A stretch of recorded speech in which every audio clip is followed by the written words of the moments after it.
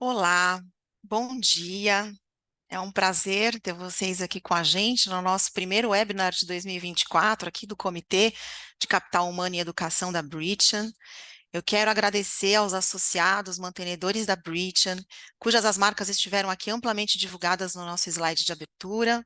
Quero agradecer também ao Gustavo Jorge, que é o nosso vice-presidente aqui do Comitê de Capital Humano, pela parceria e organização desse evento, ao time interno da Câmara Britânica, pelo suporte também necessário à realização, ao ilustre convidado aqui, Antoine, muito Bom prazer, dia, bem-vindo, obrigado. diretor executivo Brasil e América do Sul da Global Business Culture, e a toda a audiência que nos acompanha. Eu sou a Daniela Bawab, presidente aqui do Comitê de Capital Humano e Educação da Bridgeon, e vai ser um prazer seguir essa manhã aqui com vocês.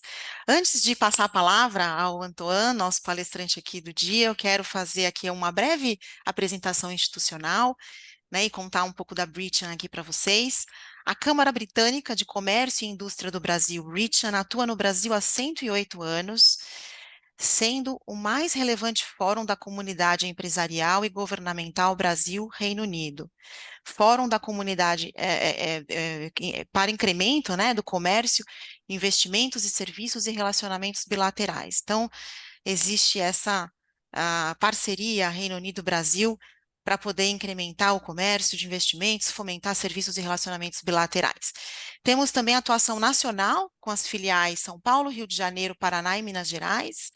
Reunimos aqui na Câmara grandes investidores britânicos no Brasil, dos mais diversos setores da economia, exemplo, né, energia, mineração, educação, saúde, engenharia avançada, alimentos e bebidas, serviços profissionais e serviços financeiros, entre outros, além de empresas brasileiras que engajam nas relações Reino Unido e Brasil. Então, muito bacana, né? A Câmara também atua através de 12 comitês temáticos, sendo um deles esse aqui, nosso, de hoje, Comitê de Capital Humano e Educação, mas a gente também tem agronegócios, comércio e investimentos internacionais, economia e finanças, energia, infraestrutura, legal, tributário e regulatório, meio ambiente e sustentabilidade, mineração, saúde, riscos e seguros e tecnologia.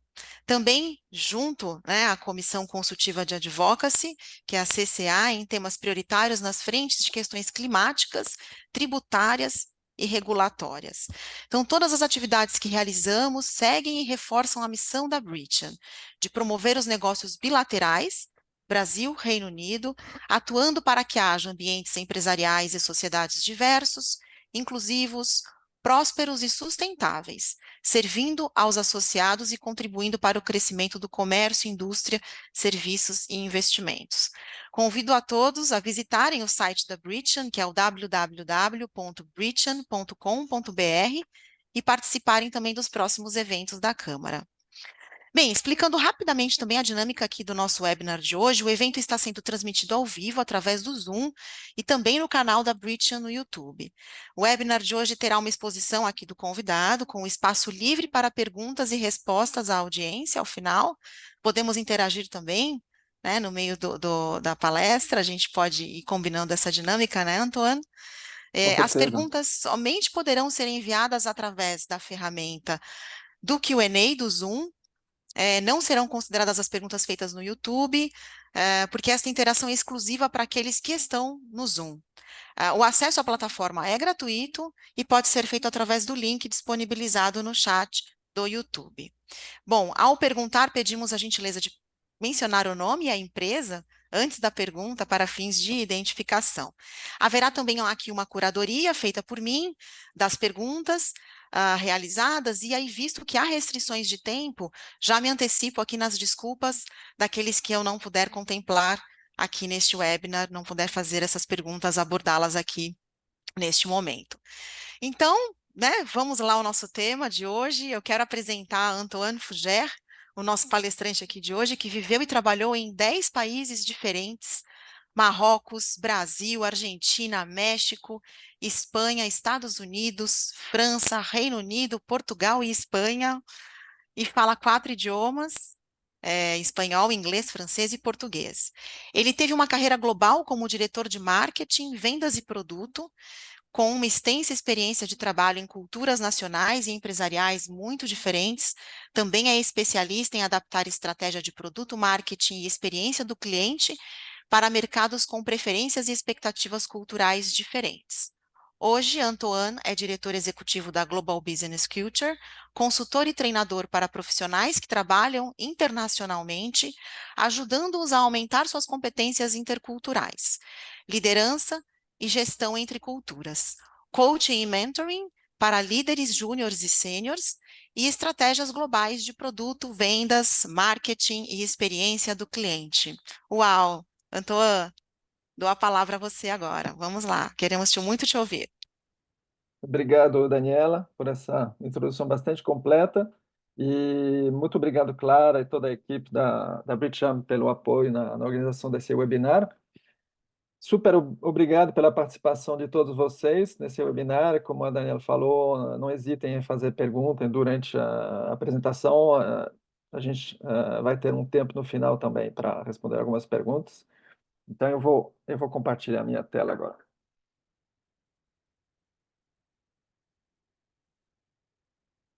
Ok.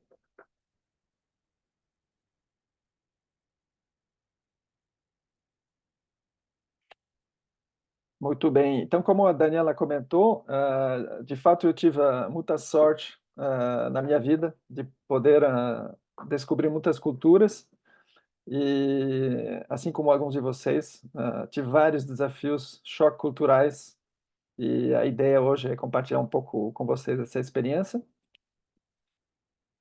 Como a Daniela comentou, eu represento uma empresa chamada Global Business Culture, que existe faz 25 anos e que ajuda principalmente multinacionais a gerenciar essa complexidade da globalização, que ajuda os seus funcionários a se comunicar, negociar com pessoas de culturas diferentes. A organização um pouco desse webinar, vamos falar por que a cultura é tão importante, o impacto da cultura nas nossas atividades profissionais.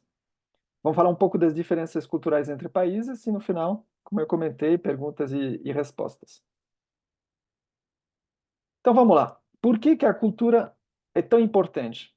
Tem alguns dados de pesquisa interessantes. Um mostra que 90% dos executivos consideram a liderança intercultural como um dos seus principais desafios.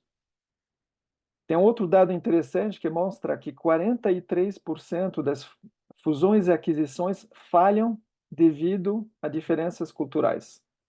Então, realmente, a cultura impacta muito nos negócios.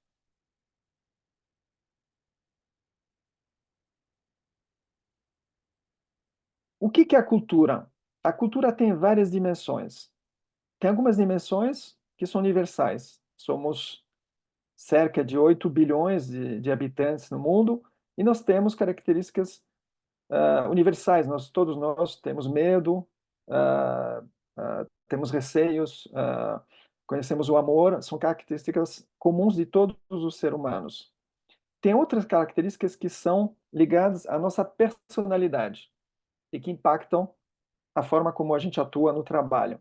Mas o tema que a gente vai focar agora é a questão da nacionalidade, a questão da cultura nacional, da cultura do país. Essa programação que nós recebemos desde a infância, vocês brasileiros, eu como francês, principalmente nos 12 primeiros anos, a gente recebe uma programação, essa programação do nosso país nos ensina como se comportar de forma adequada, conforme as regras e as normas da nossa sociedade.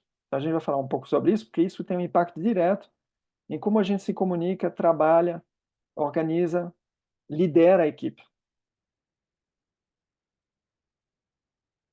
Agora tem que ter um pouco de cuidado para não generalizar demais. Vamos pegar o exemplo do Brasil.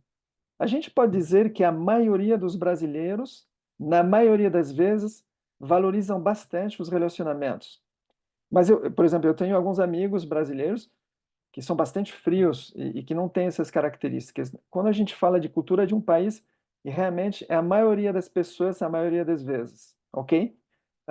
Cuidado, porque num país continental como o Brasil, tem também diferenças culturais regionais muito fortes. Então, só esse cuidado quando a gente fala de cultura. E quando brasileiros, por exemplo, vocês trabalham com brasileiros, é um pouco mais fácil, porque vocês têm as mesmas referências culturais. Quando vocês trabalham com pessoas de outras culturas, aí realmente é mais complicado. Tem um exemplo clássico de americanos negociando com italianos. Você imagina uma sala de reunião, de um lado os americanos, do outro lado os italianos. E a negociação é complicada. Os italianos começam a se tornar bastante emocionais, o tom de voz começa a subir, e os americanos ficam totalmente chocados do outro lado da mesa. Eles ficam quietos. No final da reunião, a percepção dos dois grupos é totalmente diferente. De um lado, os americanos estão achando que os italianos não são confiáveis, não são profissionais, são emocionais demais. E do outro lado, os italianos consideram que os americanos não são interessados no negócio porque não abriram a boca. Então você vê uma situação de uma negociação onde as percepções são totalmente diferentes. Você imagina o quanto isso pode impactar na evolução de uma negociação, de uma parceria, e, infelizmente, esse tipo de situação é muito comum nas relações de negócios globais. Então, esse é um exemplo para vocês. Tem um exemplo de um colega expatriado alemão com quem eu trabalhei, que um dia veio e me perguntou: Antoine, me explica uma coisa.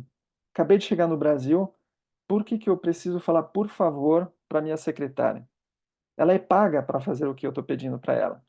Aí eu tive que explicar para ele o quanto no Brasil essa questão da educação, da gentileza, é tão importante para o bom funcionamento das relações no trabalho. E aí, a partir daí, foi mais fácil, ele entendeu, mas não é uma coisa óbvia para outras culturas. E eu também, provavelmente, fiz muitas besteiras no começo no Brasil sem me dar conta disso.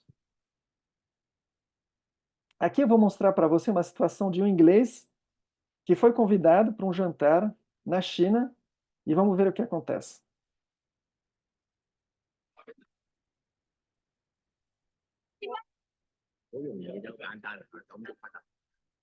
大家飲杯，飲杯飲杯。大家食嘅。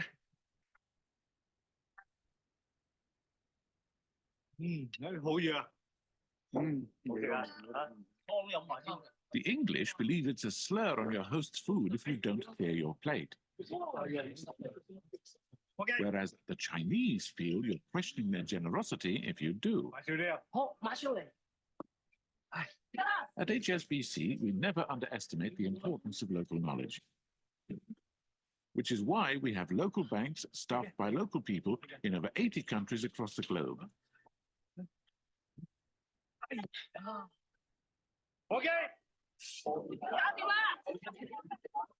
HSBC, the world's local bank. Nessa situação, temos um inglês para quem acabar o prato é absolutamente uma questão de educação, é muito importante para ele. E ao contrário, para os chineses, se você acaba o prato, quer dizer que você está desafiando a generosidade deles. Então, acabam acontecendo esses desencontros. É uma situação mais extrema, mas pode acontecer em vários países. Em resumo, quais são os benefícios da inteligência intercultural? Então, o fato de você ter consciência das suas similaridades e diferenças com outras culturas ajuda você a entender melhor a sua própria cultura. Esse é um primeiro ponto. Ajuda a reduzir possíveis erros e perda de tempo, principalmente no primeiro contato. A primeira impressão ela é muito importante quando você lida com uma cultura diferente. Você pode ou desenvolver confiança ou perder a confiança, e é algumas vezes muito difícil reverter esse quadro. Importante ser melhor a comunicação, a colaboração, os negócios vão fluindo melhor. E o que é muito interessante, quando você consegue ter um time com pessoas de várias culturas trabalhando juntos, a tendência é você ter resultados mais inovadores. Se você tem só franceses numa sala, a tendência é eles ter as mesmas soluções para os mesmos problemas. Então, é a razão pela qual as empresas focam cada vez mais na diversidade e também na criação de time de projetos interculturais, transnacionais. Isso é cada vez mais comum justamente para sair um pouco da caixa. Eu vou falar agora de duas dimensões culturais que, conforme vários antropólogos definem muito as similaridades e as diferenças entre os vários países. Hofstede é um dos principais antropólogos e esses dados são baseados nessas pesquisas dele. É um cientista bastante conhecido. Duas dimensões importantes: a dimensão do poder e a dimensão do individualismo. Então, quando a gente fala de poder, é basicamente como cada cultura gerencia e faz a distribuição do poder na sua sociedade. Isso impacta muito o estilo de liderança. Então, basicamente, os cientistas dividiram os países em dois grandes grupos. Um primeiro grupo, que podemos chamar de sociedades mais igualitárias. São sociedades que acreditam que todos devem ser tratados de forma razoavelmente similares. E aí a gente pode incluir os países da Escandinávia, Dinamarca, os países anglo-saxões, Estados Unidos, por exemplo.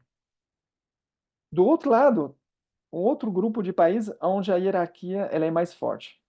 E aí a gente encontra basicamente países mais latinos, sul da Europa, Índia, China, por exemplo, e Arábia Saudita, o mundo árabe.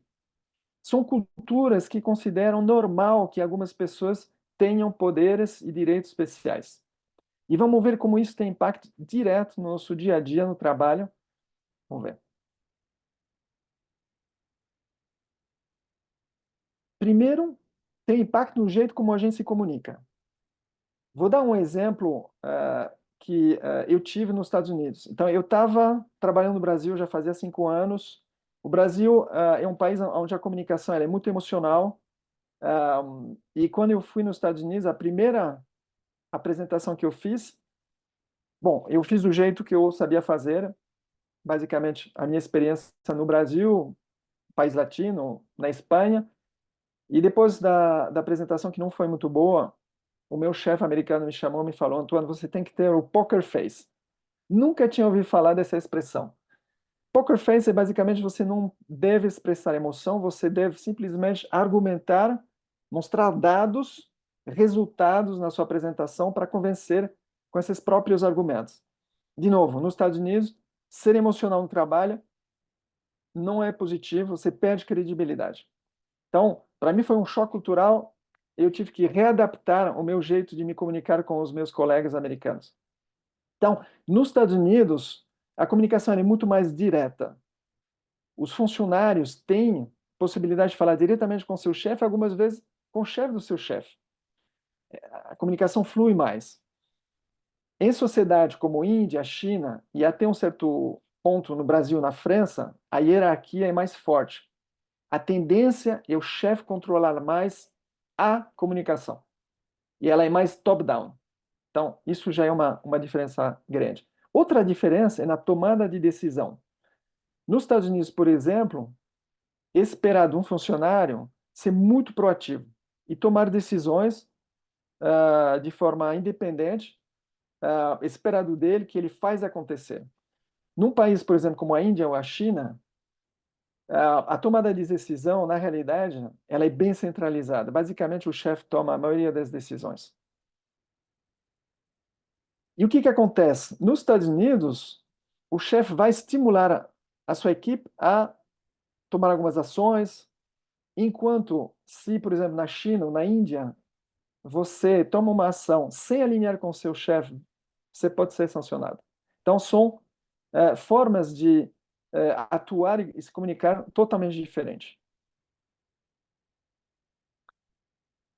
Agora, algumas dicas em como você pode mitigar esse tipo de situação de conflitos culturais ou de choques culturais quando você, por exemplo, como brasileiro, trabalha com um time americano. Vamos imaginar que você gerencia um time nos Estados Unidos.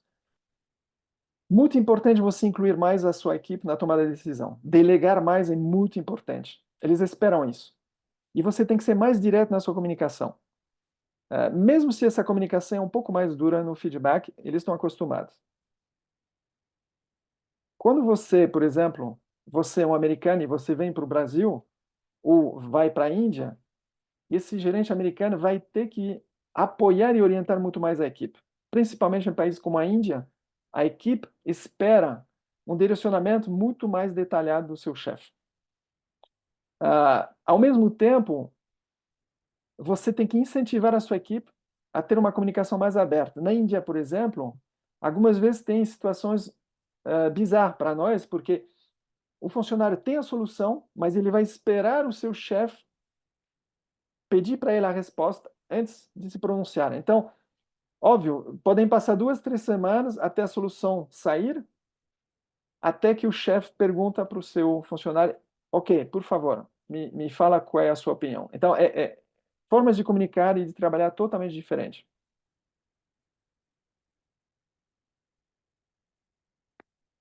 Quando a gente fala de individualismo, é uma outra dimensão muito interessante.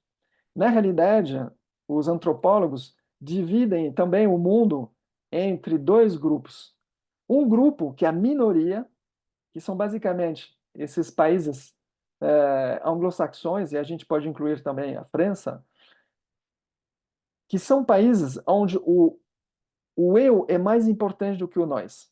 Onde, basicamente, o que importa é o meu salário, a minha carreira, os meus estudos, a minha autorrealização. Isso é super importante na Alemanha, no Canadá, nos Estados Unidos, na França. Ao contrário, para 80% dos países do mundo, e aí você pode incluir toda a América Latina, África, todos os países asiáticos, inclusive todo o sul da Europa, o nós é mais importante do que o eu. Então, são culturas que valorizam os interesses do grupo, da família, da comunidade, da empresa. E a gente vê, por exemplo, no Brasil, a influência da família para dar dicas, até no trabalho, no casamento, na forma de educar os filhos. Isso não é muito aceitável na França ou nos Estados Unidos, onde você quer ser o dono e ter o controle individual da sua vida. É mais forte. Qual é o impacto no trabalho? Na relação. A relação nos países que a gente chama de coletivistas, onde o nós é mais importante, a relação ela é fundamental. Você não pode imaginar fazer negócio com chinês ou árabe sem primeiro desenvolver uma relação pessoal. Por isso que demora tanto tempo para fazer negócio na China ou na Arábia Saudita. Você tem que conhecer, você tem que jantar juntos, entender onde você estudou, entender um pouco a sua família, misturando um pouco os assuntos pessoais, profissionais. Depois de ser todo esse momento de relacionamento, você pode entrar na parte de negócio. Nos Estados Unidos, por exemplo, muito mais individualista, o negócio é muito mais importante do que a relação. Então, o small talk é small talk mesmo. É 5 minutos para fazer um rapport e vamos entrar no que interessa. Time is money. É totalmente diferente. A ideia não é ser amigo, a ideia é fazer negócio juntos. Então, o approach é totalmente diferente. E o Brasil, claramente, a relação é muito importante também. E quando se trata de conflitos, as formas de lidar com conflitos é muito diferente. Principalmente na Ásia, não se trata de conflitos. Quando tem um conflito, é gerenciado de forma muito indireta. Nunca se fala não no meio de uma reunião em frente de todo mundo. Sempre a resposta é sutil, indireta e é feita depois da reunião. Como vocês sabem, em outras culturas, como na França, nos Estados Unidos, nós franceses e americanos somos muito mais diretos. A gente acredita que isso é uma forma de transparência, a gente é verdadeiro, mas isso choca 80% do resto do mundo, porque não é desse jeito que eles enxergam as relações de trabalho. Eles acreditam que é uma falta de respeito, algumas vezes, essa, entre aspas, agressividade, essa franqueza demais para eles. Então, são formas de lidar com conflitos totalmente diferentes. E quando você é líder e você tem que dar um feedback, a forma de dar um feedback é totalmente diferente nos Estados Unidos, por exemplo, no Brasil. No Brasil tem a famosa expressão do sanduíche. Ah, você quer dar um feedback no Brasil? Começa com a primeira fatia, que é um elogio, depois dá um feedback ligeiramente negativo e fecha o sanduíche com uma fatia de elogio. Então, esse é o jeito, entre aspas, brasileiro de dar um feedback. Nos Estados Unidos é direto, ó, não deu certo, você podia ter feito de forma muito mais assertiva, blá, blá, blá, ponto. É direto ao ponto e a forma é muito mais fria, vamos dizer. Então, jeito de dar um feedback totalmente diferente. Como que a gente pode se posicionar quando a gente é, por exemplo, brasileiro e a gente tem que trabalhar com franceses e principalmente americanos, porque eu acho que o francês tem um lado também de relacionamento que é superior, obviamente, aos Estados Unidos. Quando você trabalha com brasileiros, com americanos, como eu já comentei, negócios são mais importantes do que relacionamentos, ok? Então, não perdem muito tempo em small talk no começo da reunião, focam em qual é o objetivo da reunião e onde você quer chegar, com dados bem embasados, sendo bem objetivo. Muito importante também respeitar o tempo da reunião. A comunicação tem que ser funcional e focada em tarefas.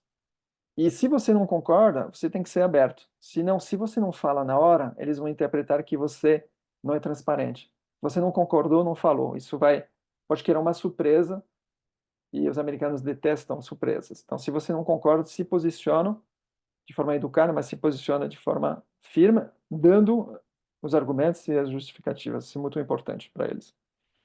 Quando você trabalha com culturas mais coletivistas, muito cuidado, você tem que ter muita paciência, as coisas vão acontecer no seu devido tempo, principalmente com chineses, árabes, japoneses, que precisam de muito tempo para entender quem você é. Tem um exemplo de uma empresa americana que fez um negócio na Arábia Saudita e o negócio foi fechado e durou meses para desenvolver a relação. O diretor comercial americano desenvolveu uma relação com seu parceiro árabe, demorou 6 meses, conseguiu fechar o deal e voltou para os Estados Unidos, foi promovido e apareceu um novo diretor comercial americano. Bom, acabou com o contrato. Basicamente, os árabes falaram que tinha umas linhas do contrato que não estavam adequadas. Por quê? Porque os árabes, por exemplo, fazem negócio com pessoas, não com empresa. Eles fazem negócio com pessoa física, não pessoa jurídica. Se você muda a pessoa, muda tudo. Então, são um jeito de trabalhar totalmente diferente. Ok? Então, você tem que ter muito cuidado com essa questão da relação. E, como eu comentei também, muito cuidado para não humilhar a pessoa quando você não concorda ou quer dar um feedback negativo. Você tem que fazer isso one-to-one, de forma separada, individualmente, com cuidado, depois da reunião, para justamente não perder essa confiança e esse relacionamento.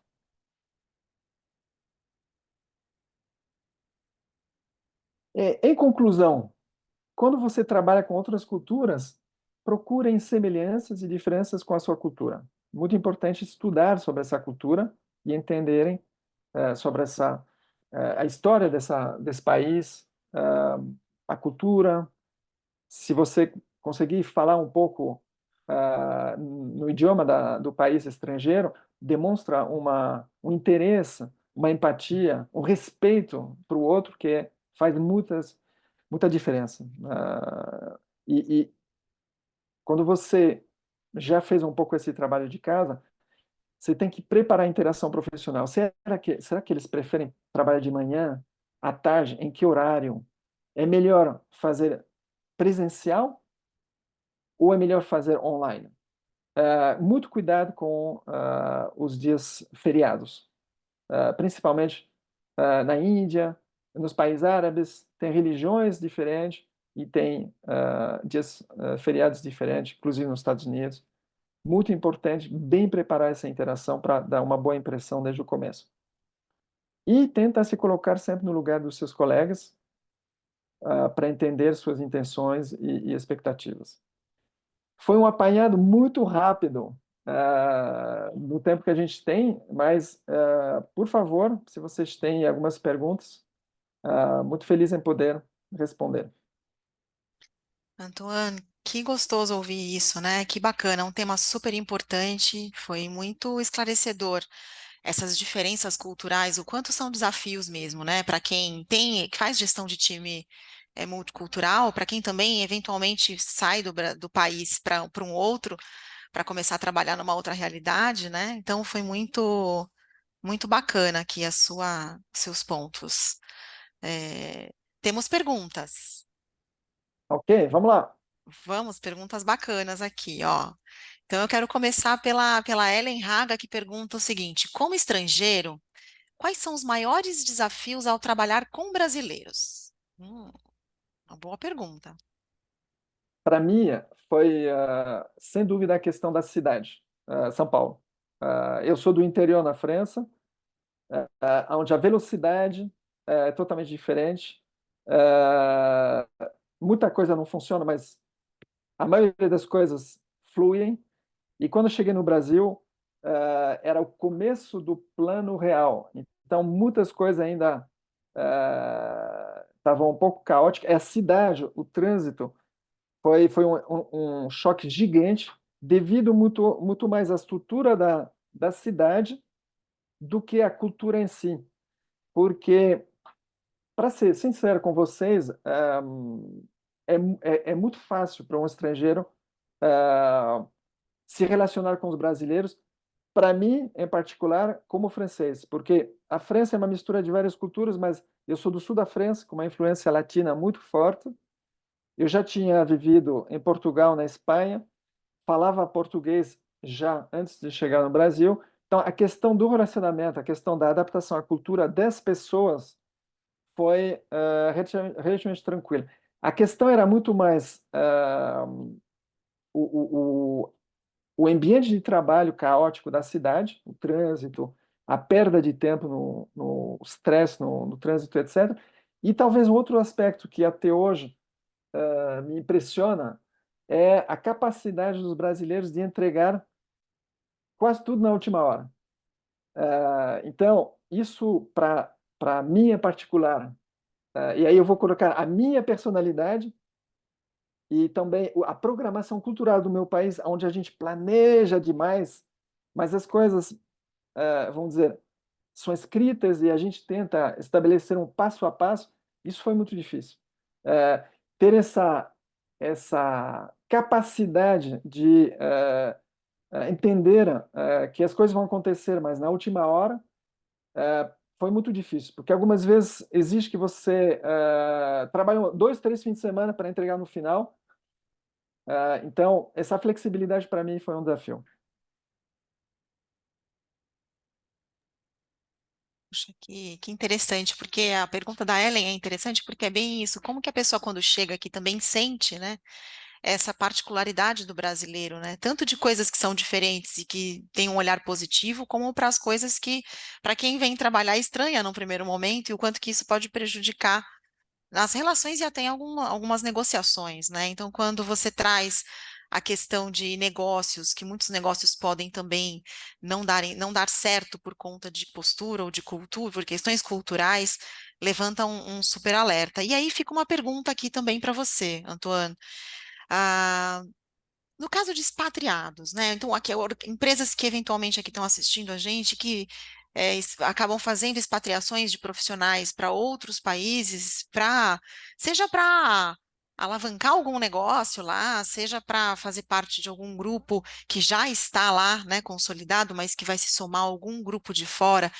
Quais são as suas dicas para esse profissional que vai para lá, né? Quais são as dicas de como ele pode se preparar melhor para chegada, né? Porque não é fácil. Mesmo sabendo que existem essas diferenças todas, como que esse profissional pode se preparar melhor para esse desafio? Algumas dicas, até pela os erros que eu fiz, os acertos que eu consegui fazer, muito importante ir no país antes para sentir. Então, fazer uma viagem de negócio, ficar uma semana, conhecer a cidade, conversar com, por exemplo, se for um brasileiro, conversar com brasileiros que moram no país, na cidade, como eles se sentem, até para entender como é que funciona a questão do trabalho, a questão da escola, a questão da família. Ah, É muito importante sentir o lugar antes de tomar uma decisão. Óbvio, tem todo o trabalho de casa também, de estudar sobre o país, possivelmente conhecer a língua, ajuda demais, mas nada vai substituir você fisicamente estar no lugar e conhecer as pessoas com quem você vai trabalhar. Senão, realmente é um tiro no escuro e o risco é muito grande. Esse é só, vamos dizer, o primeiro passo. O segundo passo é entender também os impactos financeiros, super importante. Será que financeiramente é interessante ir nesse país ou não? Em termos de carreira, é interessante ou não? Como que vai ficar a volta? Existe uma volta possível? Tem que pensar nisso antes de partir para a expatriação. Qual é o impacto para a minha família? O principal desafio dos expatriados, muitas vezes, não é o próprio expatriado, é a esposa, que é, muitas vezes, o marido, se for uma mulher expatriada. Muitas vezes, infelizmente, o marido ou a esposa tem que abrir mão da carreira. Isso gera o principal problema dos expatriados, via de regra. Questão de como criar algumas atividades para o parceiro, para que seja uma experiência boa. E as crianças também, principalmente se são adolescentes. Então, se são pequenos, é mais fácil, mas a partir de 12, 13, 14 anos é bem mais complicado. Tudo é gerenciável, mas é mais difícil. Então, só esses cuidados aí. Conhecer antes é muito importante, né? E saber onde está chegando e como funciona. Tem uma pergunta da Cíntia Hartmann, das lojas Renner, bem interessante também aqui. Obrigada pela pergunta, Cíntia. Com a globalização das empresas, você acredita que este tema da diferença intercultural está sendo mais reconhecido pelas empresas, especialmente em países mais individualistas? E elas estão se preparando mais para esta convivência no mercado de trabalho? Depende. Eu acho que nos Estados Unidos, por exemplo, é muito interessante ver que nas principais empresas de tecnologia, o CEO é de outra nacionalidade. Aliás, é muito interessante, muitos deles da Índia. Você vê, Microsoft e tem outros exemplos. Então, eu acho que, sem dúvida, em alguns setores, isso realmente tem uma evolução muito, muito rápida. Eu diria que em outros setores, não tanto, ok? Acho que na indústria, um pouco menos, talvez.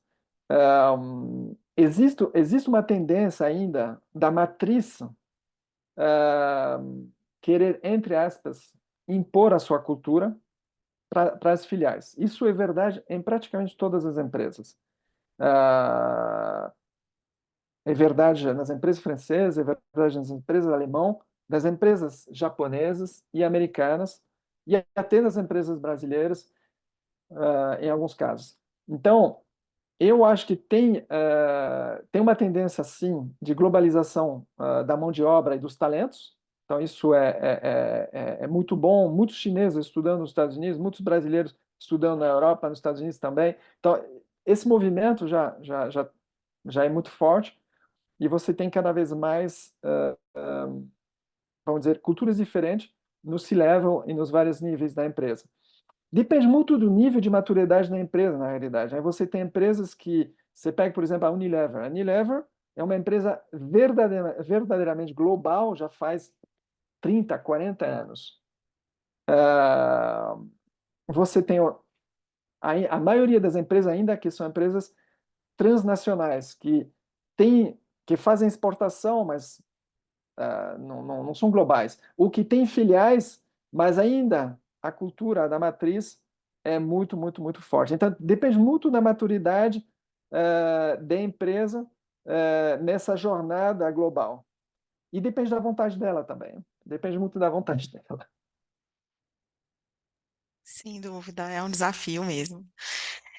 Antônio, tem o Ricardo Barros, ele fica com uma curiosidade aqui com relação ao brasileiro, né? A pergunta dele é: qual é o maior erro que um brasileiro deve evitar nas relações profissionais com as pessoas de outros países latino-americanos?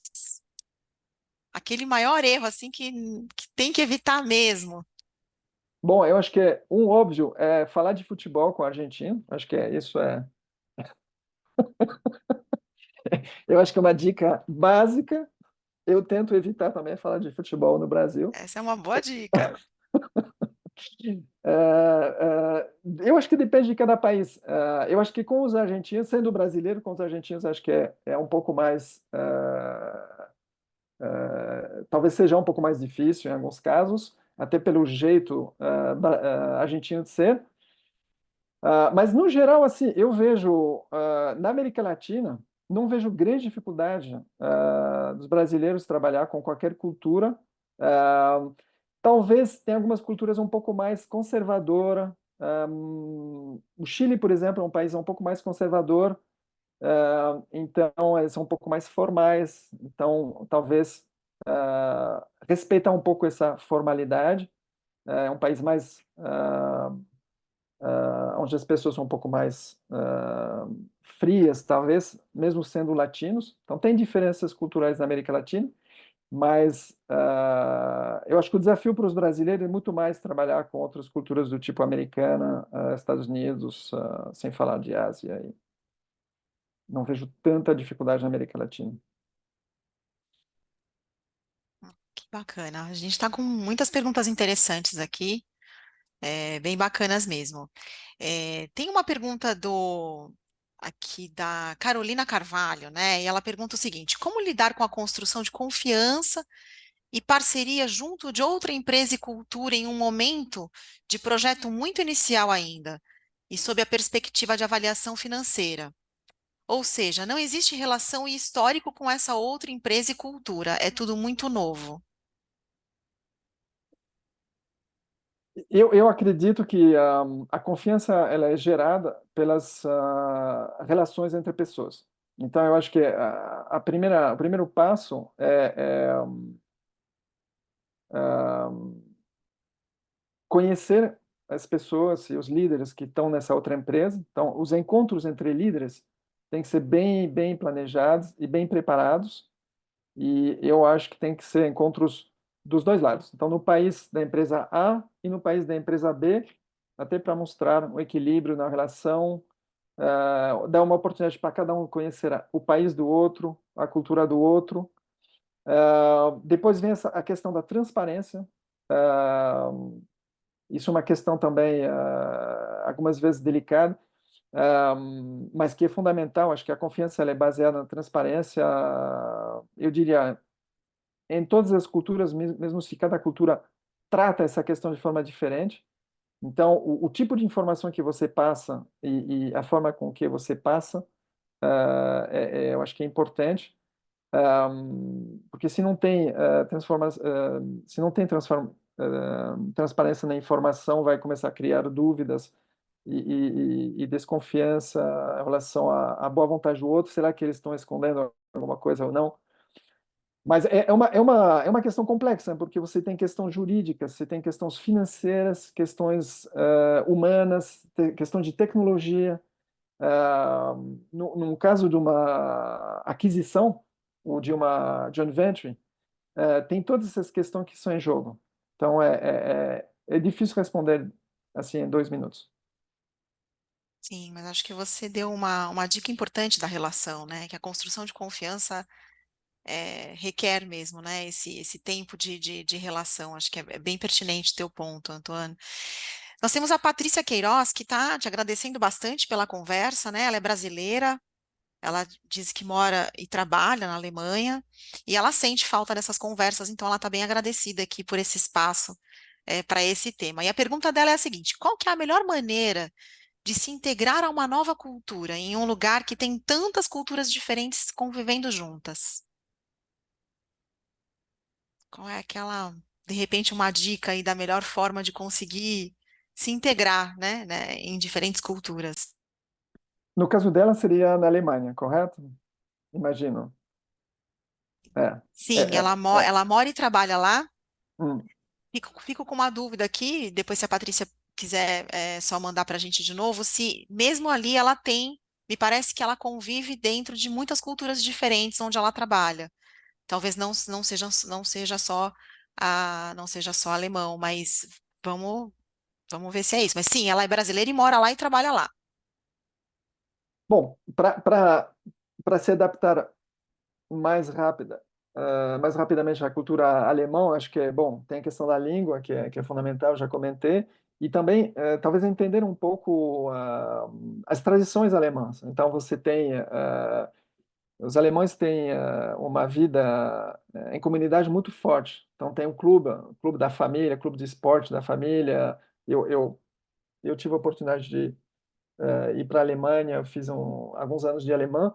Essa questão da comunidade, a nível do bairro ou do vilarejo, da cidade, é super importante.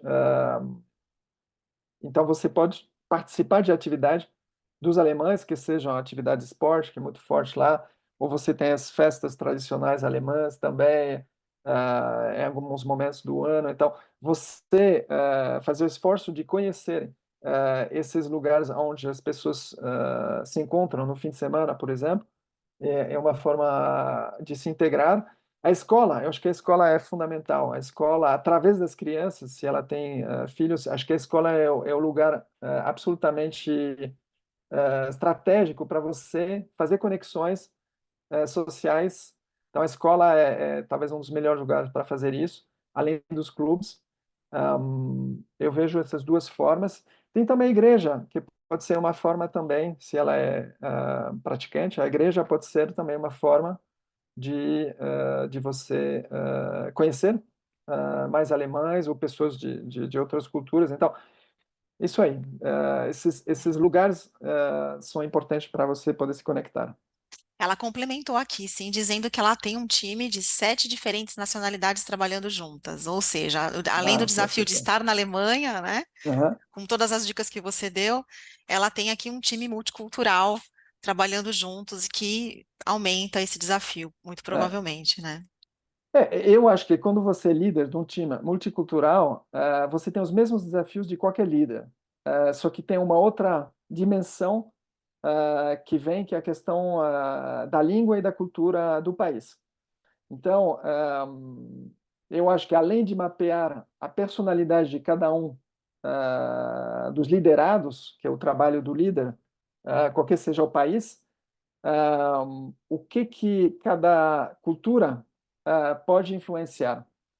Então, talvez se ela tem pessoas de 5 países diferentes, estudar um pouco sobre esses países, conversar com colegas desses países para entender melhor como eles funcionam, para ela poder fazer uma leitura um pouco mais personalizada com cada um deles.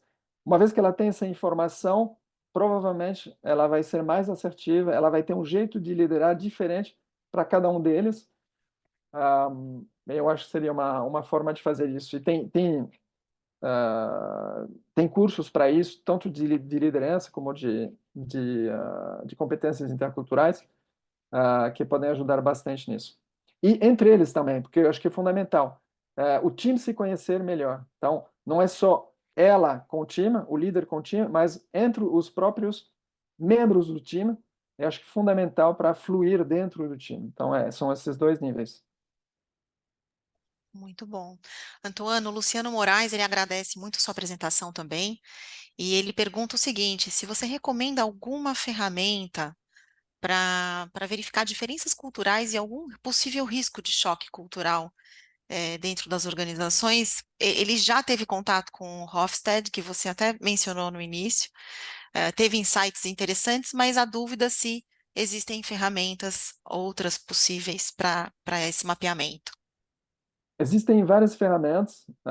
Se ele tiver interesse, eu vou deixar o meu e-mail e a gente pode aprofundar. Sim, existem várias ferramentas, além de Ofsted, que permitem mapear o perfil ah, intercultural de uma pessoa de um time, de um departamento, de uma empresa. Então você pode fazer as comparações entre o seu próprio time, quais são os vários perfis que eu tenho, entre uma filial X e uma filial Y.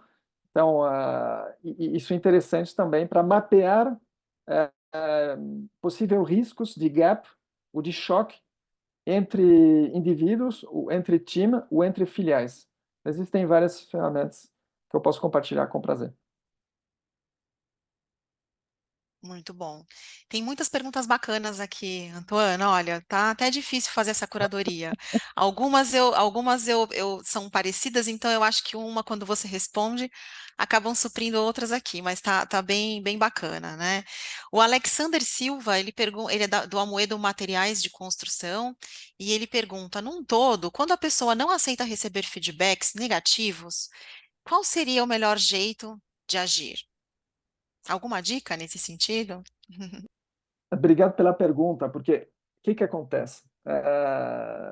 Muitas vezes não tem nada a ver com cultura, tem a ver com a própria pessoa. Então é muito importante separar as coisas. É muito fácil.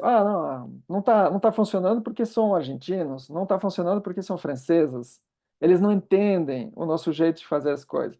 E quando você vai cavando um pouco, você se dá conta que não tem nada a ver com a cultura, é uma questão de política interna, é uma questão de falta de boa vontade da própria pessoa. Então, é super importante separar o que é cultural e o que é problemas de processo, problemas de motivação, problemas de perfil, de competência técnica. Nesse caso, aparentemente, me parece que talvez não seja um problema cultural, mas posso estar errado. É um bom ponto, foi um bom ponto para trazer, né? A gente entender também o que que é cultural e o que é da pessoa, porque isso também deve ser um grande desafio, né, Antônia? Às vezes a gente pode também correr um risco de criar estereótipos também culturais. Acho que essa é uma pauta bacana para a gente olhar, né? Existem essas questões que são predominantemente culturais, mas o quanto que também, à medida que a gente vai conhecendo as pessoas, o quanto que a gente entende que isso é mais de personalidade até do que tem alguma coisa só cultural no perfil ou no comportamento, né? Então, é um bom ponto. Foi bacana você trazer isso para ficar no olhar, no radar do gestor também, quando se relaciona, né? Tem uma pergunta aqui bacana da Cláudia Monte, que fala de globalização, um pouco parecida a uma pergunta que a gente já respondeu, mas aqui eu acho que tem um outro olhar de assim, se você acredita que a globalização ela pode impactar nesses aspectos culturais tão marcados, né? Se, à medida que vai ampliando, vai globalizando, se não altera a parte dessa dinâmica, dessas diferenças, elas não ficam tão marcadas.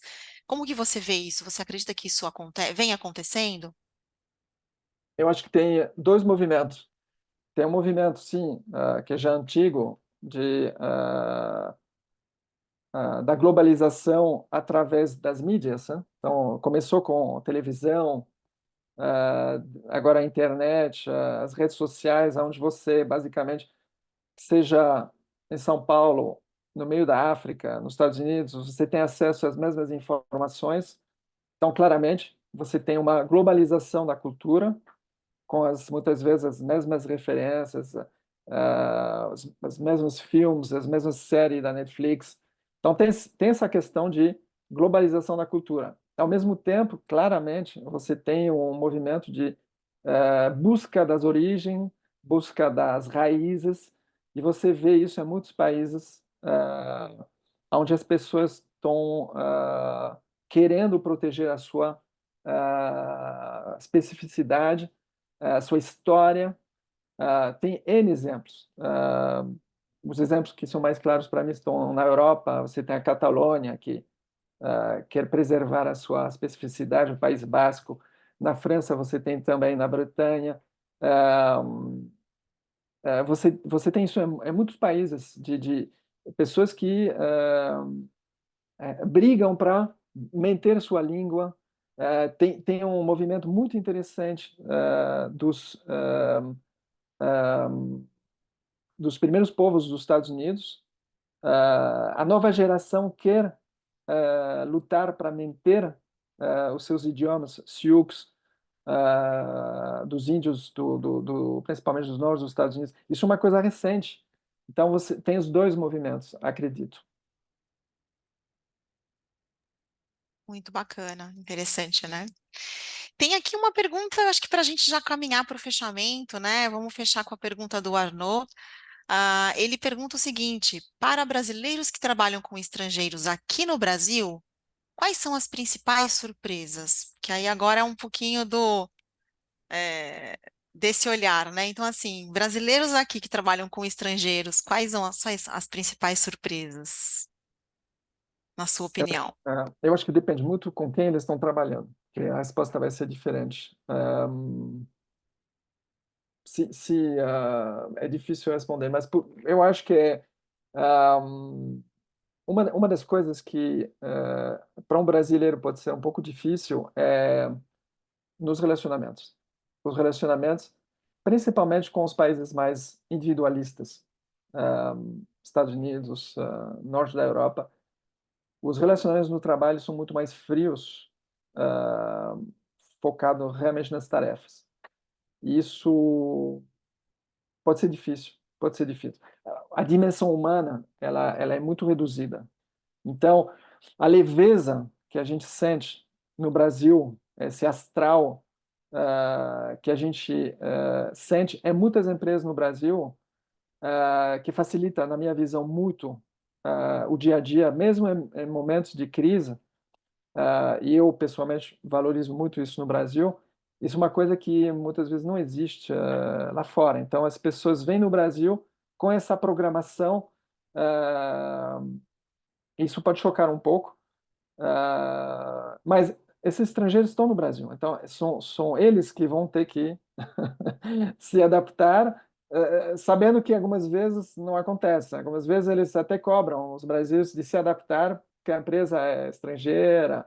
Então, existe sempre esse conflito, mas eu acho que pode ser uma das dificuldades que os brasileiros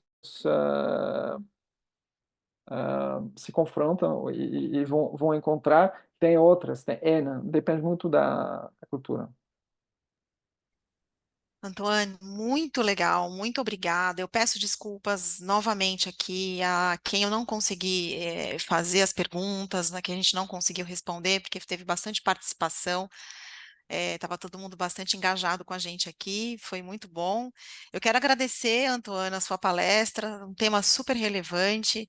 Quero perguntar se você tem alguma consideração final, algum ponto que você queira colocar ou deixar para a nossa audiência, para eu já fazer nosso fechamento e cumprir com o nosso horário aqui. Passou rápido, que pena. É um assunto super interessante. Pena que a gente tem pouco tempo, mas eu estou deixando aqui o meu e-mail. Quem quiser mandar uma pergunta, fica à vontade. Super obrigado, gostei muito dessa interação. Muito obrigado para todos os participantes, Daniela, por me ajudar a conduzir esse webinar. Muito obrigado. Clara, que está nos bastidores com toda a equipe da Bricham, muito obrigado mais uma vez. Uma super semana para todos vocês e a gente fica em contato.